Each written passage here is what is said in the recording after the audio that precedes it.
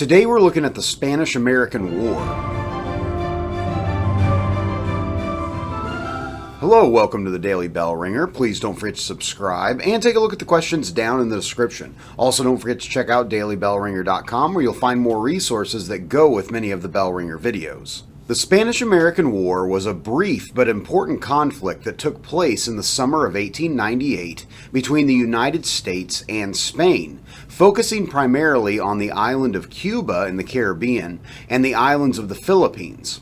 Although the war only lasted about 4 months, its impact changed the course of American history and helped the United States become a global power. There were several reasons why the United States went to war with Spain, ranging from American expansionist ideas, the fight for Cuban independence, reports of poor treatment of the Cuban people by the Spanish, exaggerated news stories, and the explosion of the American ship the USS Maine. And to learn more about the causes of the war, check out my other video devoted to that topic. Throughout the late winter and early spring of 1898, President William McKinley and Congress had been demanding that Spain end the fighting in Cuba as the Cuban people fought to break free from their colonial rule. On April 20th of 1898, the United States sent a message to Spain informing them that if fighting did not stop, the U.S. military would intervene. The Spanish refused and declared war on the United States. On April 22nd, a U.S. naval fleet departed from Key West, Florida, and established a blockade surrounding the island of Cuba. 3 days later, on April 25th, 1898, the United States officially declared war on Spain.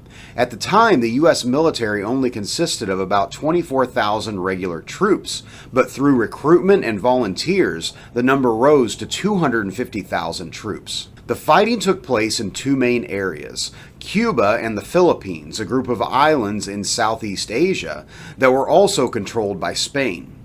The first fighting of the war took place in the Philippines as the U.S. naval forces led by Commodore George Dewey defeated the Spanish fleet in Manila Bay on May 1st of 1898.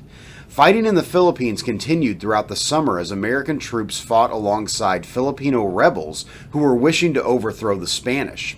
In total, over 10,000 American troops landed on the islands, and on August 14th, the capital city of Manila was surrendered to U.S. troops. In Cuba, the American plan was to defeat the Spanish army, capture the port city of Santiago de Cuba, and destroy the Spanish Caribbean naval forces. On May 11th, U.S. naval forces attacked near Cienfuegos, Cuba, with the goal of cutting underwater communication cables in order to isolate the island from Spain.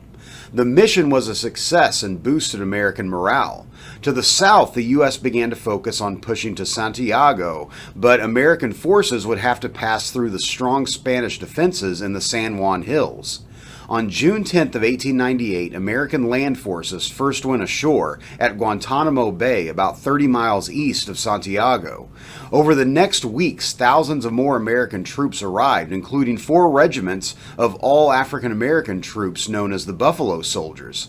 Also among the American troops was the 1st United States Volunteer Cavalry, nicknamed the Rough Riders, with their commander, future President Theodore Roosevelt. On July 1st of 1898, the battles of San Juan Hill and El Caney took place on the outskirts of Santiago. In one of the most dramatic and famous scenes of the war, 15,000 American troops attempted a frontal assault on about 1,200 Spanish troops entrenched on San Juan Hill and were able to take the ground. 2 days later, the largest naval battle of the war occurred with the Battle of Santiago de Cuba, as Spanish ships attempted to escape Santiago Harbor and were attacked by American naval forces. Over the following weeks, American forces continued to push closer and closer into Santiago. The war ended rather quickly and abruptly, with Spain unable to match the power of the United States. On August 12th of 1898, both sides agreed to a ceasefire.